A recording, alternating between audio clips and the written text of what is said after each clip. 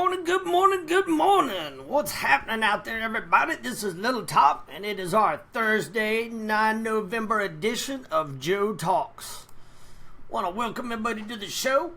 This is kind of a different kind of show because this week I asked for topics from all of you out there about what you'd like to talk about. So that's what we're going to do today. All right? If you got any questions or comments, type them down below and we'll discuss. I'm going to try and monitor real time so I do a better job for y'all. Hook? Alright, I hope y'all having a good Friday. We getting ready to roll into Veterans Day. All you veterans out there, I'm going to start off by thanking you for your service. We're going to drive on and we'll discuss more of that later. Now, some of the things that were sent in, we got a topic. We got to see 1, 2, 3, 4, 5, 6. We got about 10 things to talk about. And they're all pretty good topics, and I'm curious to hear what you have to say. Now remember, if you missed this, I'm also posting this video up on YouTube. So go subscribe to my YouTube channel, and you have access to everything Little Top did right there. Alright? Appreciate you. Alright, let's drive on. Trying to see where my live video is coming in, because I want to make sure I look good. Well, you know I look good, but I want to make sure I'm coming across to y'all, and you can hear me pretty well. If you can, type down below and we'll get going. Let's see here. And also, wherever you are, states, world, wherever you happen to be, go ahead and chime in, all right? Let me know where you're coming from. All right, the very first topic we're going to talk about are females in the infantry. Now, every time this comes up, somebody wants to talk about females in the infantry. Anytime we have a conversation. Now, I know it's a lot different. All right, I know we always said it would never happen. Oh, real quick, got some people chiming in. William wants to know, no iPro in the talk? No, ain't got no iPro in the talk. Jesus, biggest danger in the talk around here is my shitty RTO getting his Cinnabon stuck in my eye. So no, I'm not wearing iPro in the talk. What's up, James, down in Atlanta? And thank you for your service. All right, females in the infantry. Now, when I was a young Joe, I always swore, well, we ain't never going to have females in the infantry. But we all know now that's not how it happened. We got females not only in infantry, we got females graduated Ranger School. Here's my personal take on the whole thing. Some of y'all might disagree with me, and that's fine. This is a area where you can disagree. We don't have to all think the same. Once the man says that females are allowed in the infantry, then I got to come to grips with females are going to be allowed in the infantry. But my experience is just because you can do something doesn't mean you want to do or are going to do something. I think the thought of being able to do anything that young men in this country do, you know, women like to think that. But I hadn't seen a giant influx of females pouring into the 11 series. Hadn't seen it.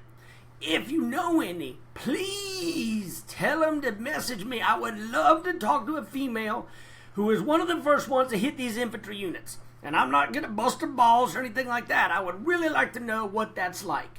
Now, from a position of authority, when you're a first sergeant, you got to make certain accommodations for not only some of your soft little male soldiers, but also for females. There's different sets of rules. I'd like to hear from any first sergeants who's still on active duty that have had a female report to the unit. What kind of things are being put in place as far as coming out of the field, separate housing? How is all that working for you guys? Is it putting more work on you? If I had to guess, it probably is. I mean, it's hard enough on any given day, accommodating to all the different soldiers' needs and wants and things like that. The days that just put your ruck on your back, you'll be back in a week. Drive on, Low Ranger. Those days are over. Now you gotta have a gut truck or whatever out there half the time.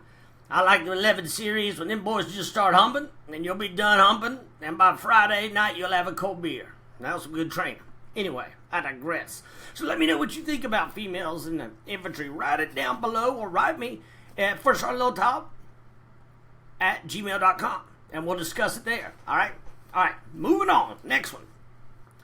While the military trusts soldiers with billions of dollars, but won't let them own a lizard. This one kind of cracked me up. I know exactly what you're talking about. Because I had people in my units that have hidden cats in their rooms. One of them brought a scorpion back from NTC. And true story, when the guy that owned a cat went on vacation, the guy with the scorpion watched his cat. Well, the cat found the scorpion, got in the cage with the scorpion, and started stomping all over it trying to kill it. All right, and I think eventually did kill it. But the scorpion got his, stunned the cat. Cat got a urinary tract infection. Cost that Joe $100 to square away that cat. So maybe that's just what they're trying to do, is keep you from having a bunch of silly incidents like that are distractions down at the barracks. No lizard? I would have liked to have had a lizard myself. In fact, I bought a monkey in 1989 on a street corner down in Panama. True story. His name was Gene. Stuck his tongue out all the time. If you dig through my pictures, you might be able to find a picture of him. He was a fine little monkey till he moved and we had to make him get rid of it. Gene probably ain't alive, but if you're out there, Gene, rock on, little ranger. All right, we got some more people chiming in. My man Don Stark, Sir Fifth ID Lurch for me. Stark says that, everything should be equal. That I fully agree with. Going back to the females in the infantry, it should be even playing field. All right, I'm talking physical standards, where you sleep. I think all that should be even. I don't think there should be any reduced standards. Because when them bullets are flying around and you got to pull your 240-pound butt in a cover, it ain't going to matter what's there between your legs. It's game day. Whoop. All right, let's go on. As far as own a lizard, you know what? I think you should own a lizard. If Joe wouldn't ruin it half the time, you probably could have a lizard. There's usually a backstory to why that shit's not allowed. All right, moving on.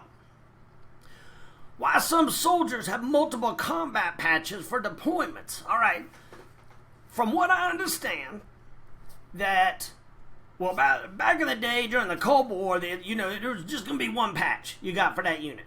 Then we rolled into the War on Terror, rolled into Iraq and Afghanistan. It got a little crazy because you had companies being split up with a platoon here, a platoon there. You falling under the 82nd, you down with 10th Mountain. You all over the place. All right? And especially pulling up reserves and National Guard units. Dude, they were filling holes all over the place for these brigade combat teams. So what happens is whoever you fell under would be the patch that you were designated. Now, from what I read and understand, all that wrapped up around 07, 08. And they started designating one patch for the mother unit that you rolled into. I want to say it's at brigade level. And if I'm wrong, feel free to write it down there underneath. But that's why after about 08, 09, it went back down to one patch. But I got a lot of good friends of mine who got a whole plethora of choices of patches they can wear on their right side. All right, let me get a couple more of these comments. Paul said, enjoy your day. You too, buddy. Have a good day. Colin, you need a monkey, dude. Okay, let me digress back to the monkey real quick. That monkey was awesome. So I got him, and at first he was kind of scared, and he had a little dog cage we kept him in, but he'd come out and hang out with you. And eventually he got tame enough he wasn't running around. The problem is, you go out to do some training or humping around, you come back that evening, that damn monkey got my toothbrush and chewed off all the bristles, because he liked the taste of the toothpaste.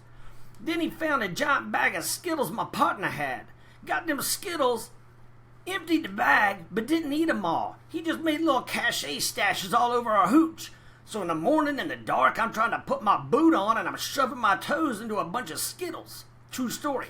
And if you fucked with him too much, he'd end up just shitting on your pillow or something. The monkey was smart. Probably smarter than a lot of us were. Worst thing he ever did was I walked in one day. Now this is 1989. All right, Panama, Central America. My mom sent me the new Dr. Feelgood cassette. For some of you that are young don't know what cassettes are, it was a magical piece of plastic that sent out music before you had your iPods and such. I walked in, looked at that monkey holding my cassette, and he's got his tiny little monkey hand shoved where that tape is. And I'm like, don't do it. Don't do it. That little son of a bitch ripped that old cassette out. It took me an hour and a half to roll it back in. Anyway, monkeys are awesome, but there's challenges. Back to the list. Next one is how to get rid of your stepdaughter by marrying her to a Joe or an LT. Well, my man, this is a slippery slope. Because you would marry your stepdaughter and end up staying with that wife, which a lot of people in the military don't, but if you stay with that wife, chances are you're going to have to hang out with this cat at Christmas every year. Is that really something you want? If you're not a big fan of the Joe or the LT, I strongly recommend you don't marry him off to one of them. Or you're going to see them every holiday. And then they're going to start creating tiny little versions. And then they're going to split up. And then it's going to turn into a hot mess. Now, your stepdaughter might be a pain in the ass, but you might want to look for better fishing grounds trying to get rid of her. Hook? Just a little tops idea. Hop back here to the comments real quick. Let's see. Our stock was down there in Panama. That was a good time. Let's see here. John Thompson, too much 350-1 training. Not enough computer, wasted time. You don't learn anything. It takes away from real training. We're going to get to that in a minute. Good morning, Mark. Hope you're doing well. All right, Green, we got about 15 soldiers watching us. All right. Hey, thank you for your service. Thank you for watching. I appreciate all of you. I really do. All right, let's get on now to the next topic, which is from Steve Conway. How medical readiness and online training wins wars. Well, Steve, you know damn good and well that medical readiness and online training don't win wars. In the reserve and guard elements, I can tell you now that those are like the number one, number two things. They love to get you on that SSD or in front of a computer or a PowerPoint, and they love to make sure your medical's up. Now, it's a numbers game, and you're trying to keep everybody healthy in case it's time to go back to the show. But in my opinion, you gotta have your boots on the ground in the woods. You gotta understand how to move a patrol, how to use a compass, how to call for fire, and how to get that cherry-ass Joe to start paying attention to what's going on. Computer ain't gonna teach you that. And you really don't start learning about anything in the Army, in my opinion, till you're about day 3 tired, got a rash between your legs, you're missing your honey, and you're hungry as hell. That's when you start learning how to joke. It gets real time. So, I think it's a joke. Nobody's really ready for war just because of medical readiness and online training. I think we all probably agree with that. Good morning, Nick. All right, let's see here. Coming up next, Vincent Fenno, post-military life and how you overcome it. Well, I can only speak for myself. All right? Getting out of active duty was kind of a bit of a shock to me. Because the big thing you realize, especially if you go in as a young Joe, the thing you got to realize when you get out is most of the world doesn't give a shit. You can put down on you were in the military and all the cool things you did, but it ain't going to even help you get a job at McDonald's. Just the truth. They say it's good. Well, you know, civilian people care. Overall, I hate to say it, a lot of civilian people don't care. They don't understand and they don't care. However, what it will teach you to do is do stuff you don't want to do when you don't want to do it. It'll teach you to finish what you began. That helped me in college. All right, so that's one thing I'll say the military did for me. Now, when I initially got off active duty, it was me and all my partners. We all got out to go to college. So we went from being in the barracks to rolling into an apartment with like 5 of us in a 3-bedroom. Retired Master Sergeant Reith on a tiny little twin bed behind the couch. True story. Oh. So it ain't easy getting out into the world. The military, now I'm speaking strictly from an infantry perspective. Like some of y'all might get those fancy jobs. Oh. So you might have a job coming out. My EOD partners rolled a civilian contract in. You've been in a wrench on stuff? You can probably find a job. Aircraft mechanic? Probably find a job. Mortarman? Probably not going to find a good job having to do with that. So it depends on what you do for the military. Now, let's talk about after retiring. Once you retire, excuse me. Once you retire from the military, this is a whole nother deal. If you make it 20 years to the point where you're about to step out of uniform and move to the civilian workforce, you have a lot to offer. You got leadership skills. You understand accountability. You understand how to make people happy against unsurmountable odds. The problem is, you just spent 20 to 25 years working for an organization with a whole lot of responsibility, right? You're rolling into a civilian workforce with no experience. So you want to roll in and take over in a senior management position because that's what you're used to. You're used to walking in a room, people put their arms behind their back. You got a driver, you can go off, nobody cares. You can call somebody dipshit. It's just what you can do. Civilian world ain't like that, boys. It's a little tough when you're getting out. So a lot of Joes roll into things that are similar. Policemen, firemen, things like that have a similar structure. But it ain't easy out there in the civilian world. And if any of y'all done that, chime in. I would guess you can probably agree with me. Let's look at some of these. Nick says he can't wait for that new Navy EOD clip. Good, Nick. I'm glad you like it. I put it together Honestly, I'm going to try and have it ready to go Sunday evening. I'm going to try and get it all done and publish it. If I don't make it, I apologize. But that's my goal, is to get a full new Little Top versus EOD clip out there. Now, had somebody chime in saying, why is there so much EOD? Let me clarify before we go on. There's a lot of EOD for several reasons. Number one, the EOD small teams highly trained tactics is very alien to myself, being a first sergeant of a light infantry unit. All right? We sheep herders. We roll in harm's way, soak up bullets when necessary, and that's just kind of our role.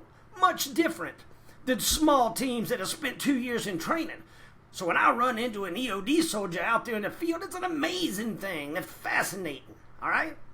And I like seeing it. I think he's a good antagonist to what I think is important. And it makes for good, funny cartoons. Got a lot of respect for the EOD boys, mostly because my brother was an EOD Navy tech. Most of y'all know that. So when people are wondering why there's a lot of EOD stuff on there, that's the reason why. And the EOD community's responded better than almost anybody with everything we put on here. So thank you, boys. All right, moving on. Let's see here. Mark says he's had several jobs and anger issues. This is talking about getting out and what it's like, separating. You know, in the military, you can just go off. You can just go off on somebody, and there's not a lot of this passive-aggressive tongue-in-cheek stuff that the civilian world deals with. In the military, if somebody's pissing you off, you can say, dude, you're pissing me off. And you usually work that stuff out. Sometimes it's through talking, sometimes it's through wall-to-wall counseling, but one way or another, it gets worked out. That does not fly in the civilian world. You tell somebody you're pissing me off, all of a sudden it's a hostile work environment. I can't work like this. He's hostile. He's dangerous. No, he's just used to being very upfront and honest. He doesn't just shun somebody till they get an eating disorder. You know what I'm saying? That's what happens in a lot of the civilian worlds. So try and deal with your anger issues. If it's bad, gentlemen, seriously, go talk to somebody. It ain't nothing to be ashamed of. You got to go tell somebody the way you feel. A lot of times it will help, all right? I'm a big believer in doing what you got to do to make yourself feel better. All right, let's see if we got else. Don't have high expectations of the civilians you're going to engage with. Well, yeah, that's probably good advice. Let's see. Set your standards high, don't slack off. Now, the majority of the people that I spent time with in service have driven on to very successful careers. All right, they have moved on and make a good living, have good families, and drive on. There's always exceptions, but no, I do think the military does help, but it's not going to be right out of the gate like you'd think. All right, good, Mark. I'm glad you do. No, civilians do not like people that were up front, says Dennis. They do not. All right, let's go to the next topic. All right, this is a big one coming up this weekend, and we know Veterans Day is coming up. This is a day when you can reflect on the times you had in service wearing that uniform. You know, thinking about all them old Army buddies you don't get to see all that much anymore. I love Veterans Day because I usually end up connecting with some partners I really don't get to talk to that much. And so I like it. And I know some people are like, oh, it's time to, you know, put a picture up in uniform. You know what? You're probably going to see me, or my producer rather, in uniform from the time he was in service. You're going to see it. All right, and that's just because it's a day when I can shout out to my partners. I miss you, boys. I wish we could have a beer. Even if you are on the other side of the U.S., I could run down a line of lists. Dean, Hahn, Fry, Lavender, got Limebark. I got so many friends spread all over the place here. All my partners, Louisiana, Bear, Mudge. There's so many people to get into. I like Veterans Day because I can give a shout out to them and say thank you for what you do. Now, Joe feeling entitled to discounts and then getting all pissy and obnoxious and such when he doesn't get them. Now, this is a twofold question. Do I have a problem with Joe getting a discount for a meal at Applebee's? No, I don't have a problem at all. All right? There's a lot of places that on Veterans Day you can go out and you can either get a free meal or at least get a discount on it. I don't have a problem with that. Now, if you go rolling out to your favorite watering hole and they don't give you a free drink and you get all pissy, well, you're the one with the problem, Ranger. You're the one who needs to pull your head out of your ass. Ain't nothing guaranteed, and I would think this much time in service you'd understand that. So if you go out someplace and you get a discount, congratulations, good. Thank you for your service. If you don't get it and you end up being a spoiled turd and making a scene, I wish I'd be there and hem your ass up. You know, represent the military in your time in service like you should. Don't be a turd. All right, you get me worked up. Let me calm down. All right. All right, next we got, oh, look at that Staff Sergeant Lola down there in Louisiana. Good morning, Sergeant. How's everything's going? You getting a bunch of them young recruits in to my beloved Army? Drive on down there. Now, John says when you're out, look at the Army Corps Engineers. It's amazing as a DA civilian. All right, well, check it out. They're all the way. Everyone all the way there, Dennis. All right, Rick, you getting ready to retire? Good, buddy. Enjoy your retirement. I think you'll like it. All right. Wrapping that one up, don't be a turd. If you get a discount, take a discount. I don't care if you ask. If they don't give it to you, say, not a problem. Order another beer. All right, drive on. Let's see. All right, I think that's all the topics we got. I'm going to stay on here a couple minutes because I got at least 6 more minutes. Hang out with y'all. So throw me a topic out there. Let's talk about something. Good morning over there in Nashville, Holly. I hope you're doing well. Oh, let me talk about this real quick. In one of my videos earlier for the Grunt T-shirts, I signed on as an ambassador, and I did one video up supporting their stuff. Dude, I love their shirts. Let me just say that. I haven't done any more, and I'm probably going to end up getting kicked off. But mostly it's just because most of the videos are not just pitching, somebody else's product. I know if somebody was throwing sales pitches to me all the time, I wouldn't like it. So that's why I haven't put a whole bunch of the advertising stuff on there. I got a shop section on Little Top over here to your left, my right. You can check it out over there. And if you want to get a sticker or you want a certain sticker made, I'll make it for you. But I'm not going to go pitch product all the time because it kind of sucks. All right, let's see here. Nick wants to know my thoughts on the Army-Navy game. You know what? I love the Army-Navy game. Now, I was never an officer, and I sure didn't go to either one of the academies, but I like the tradition that goes along with it. I enjoy seeing the Army's patches on the uniforms. Think it's kind of cool. You know, I've known a couple of good soldiers that came out of the academy. I don't, some cadidiots too, but overall, my experience has been pretty good. So, I enjoy the game, the pageantry, the back and forth, the camaraderie, and the rivals. All right. Oh, speaking of rivalry, let me throw this out there. And I hope you're watching. There's a certain NCO that I trained with for a long time. And I was walking around a company one day, and I heard this dude say, everything in the Army is not a competition. Well, I'm going to say it right now where everybody can hear it. Everything in the Army is a competition. If you're going to be a half-assed soldier, you want to run faster, jump higher, shoot straighter, get more girls, drink more beer, and do everything in excess more than your buddy. That's what it's about. That's how you raise standards. And it just pisses me off when people are like, well, it's not all a competition. Like, if you don't want to be competitive, go back to flipping burgers. But if you're going to wear this uniform, you better be the tip of the spear, whore. All right, I'm not going to say the name. He's moving on out of my life, so he can drive on. Let's see. Well, that's strange. I got Little Top saying, hey, Little Top. Whoa. Little Top just said hey to Little Top. Oh, what's happening there? Albert Spear, how you doing?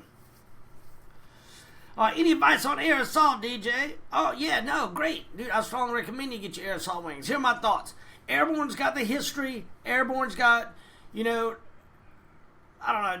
There's something about airborne wings that I prefer. But I will say that I feel like the air assault is more applicable to day-to-day soldiering than airborne is. You're going to learn a lot of things. You need to learn to regurgitate information quick.